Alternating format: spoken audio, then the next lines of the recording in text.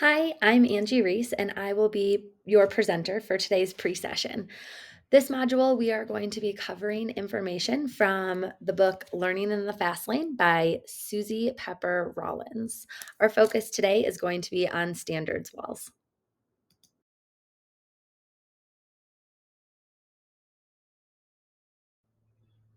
Anytime you see the little journal symbol, know that you will be expected to pause and respond. Feel free to start a journal in Google Docs, a notebook, wherever is best for you. Reflection will happen monthly through these pre sessions as well as during our monthly Zoom meetings. You will have some pre session reflection time at the beginning and end. So you'll want to be able to access your notes ongoing. In the article you read or the podcast you listened to, they referenced standards walls. The focus was on essential questions and how a teacher can implement thoughtful learning goals into the units and daily lessons so that students are using them as a guide and a self assessment checklist. Learning in the Fast Lane will be our guide for this year as we continue to learn very specific teaching practices that emphasize just in time learning. In this module, we're going to be learning more about standards walls, and during our Zoom session, we are going to be diving in so you can make them during your work time.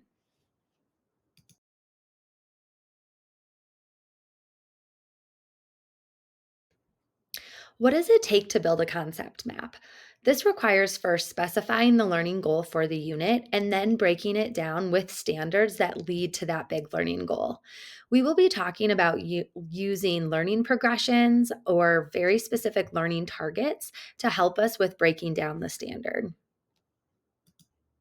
These are a few different examples of concept maps. This is a visual guide for students to be able to follow their path of learning and a checklist for their own self assessment. The learning goals explicitly state what students will understand about mathematics as a result of engaging in a particular lesson. The learning goals need to be stated with such specificity that it can guide your decision making during a lesson. For example, what task to select for students to work on, and what questions to ask during that task, and which solutions to have presented during whole class discussions. All of those questions will be answered once you know exactly what the learning targets are to help meet that standard. Press pause to take a minute and read through these quotes. Which one stands out to you and why? What does it make you think? Our second component of the standards wall is the tip chart. TIP stands for term, information, and picture.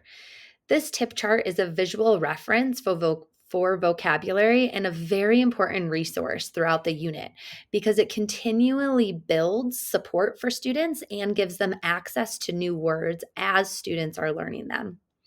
Over the course of a lesson, students learn a dozen new words sometimes a day.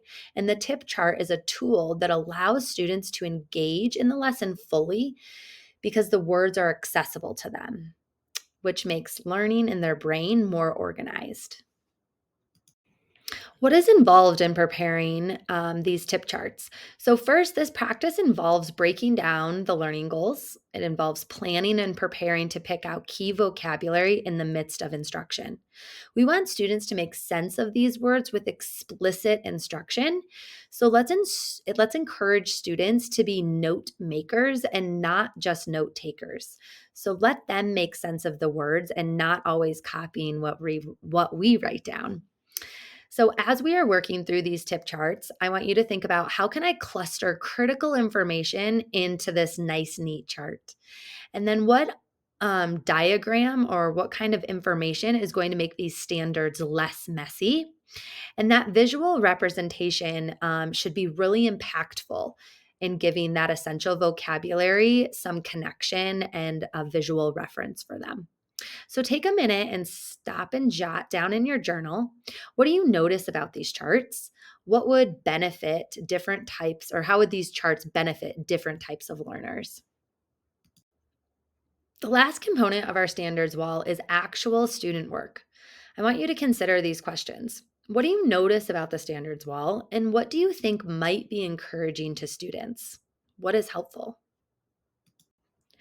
Student work is a powerful visual for all learners. Why should we use student work? We should use student work because it is displaying exactly what quality understanding looks like. It gives explicit expectations for the standard. It also helps break down the standard or the learning goal into manageable parts, and it provides all students with examples of mastery. As instructors, it's important that we know exactly what we need from our students, and these student work examples can help us fully understand more of student thinking and therefore make more information um, to impact our instructional decisions on future lessons. These two pictures, or I guess three pictures, are non examples. We want to avoid the quote unquote wallpaper standard, which is just there because we are forced to write learning targets on our board or we're forced to have students read them back to us. Our students have a huge job each day. They go to multiple classrooms trying to tackle tons of new vocabulary and lots of learning targets for each subject. Let's support them with a visual guide to help them understand their own learning and their own path of mastery. This gives our students ownership. It helps build their autonomy. It helps give them support and also gives them the opportunity to figure out, where am I on this path to learning? So, standards walls are a useful tool for teachers and students to focus on what the most important pieces are.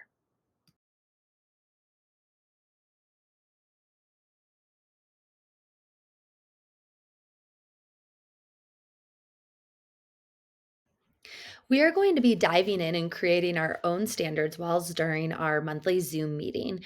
So, here is just kind of an overview of the steps to creating a standards wall. I want you to start off by thinking, where are you right now? Then we're going to dive in and summarize the unit goal or the place or the main essential question and place it in the center of our standards wall. I know for math, there's lots of learning targets that kind of all get to that one place. So it's not like a very linear top down method. Some lessons or some units can be. After we've thought of that main essential question, we're going to dive into all the learning targets, and we might find them in the Achieve the Core progression series. We might find it in our own curriculum or unit block. So, wherever those are your smaller learning targets that get to this big idea. Next, we're going to summarize kind of the meat of the target. We're going to keep the standards verbs there because all of that is rich academic vocabulary that we need our students to understand. So within that standards wall, those are kind of the main pieces that we are going to use to build our own standards wall.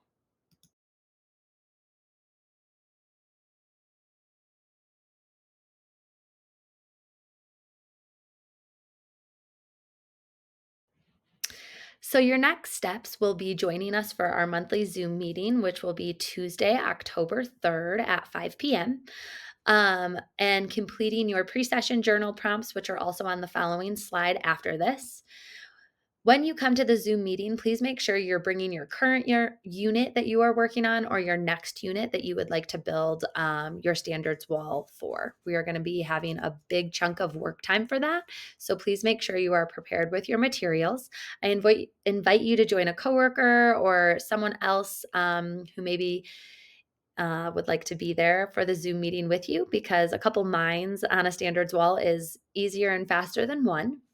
And then please check out the website or email Carol and I if you guys have any additional questions before then. We look forward to seeing you.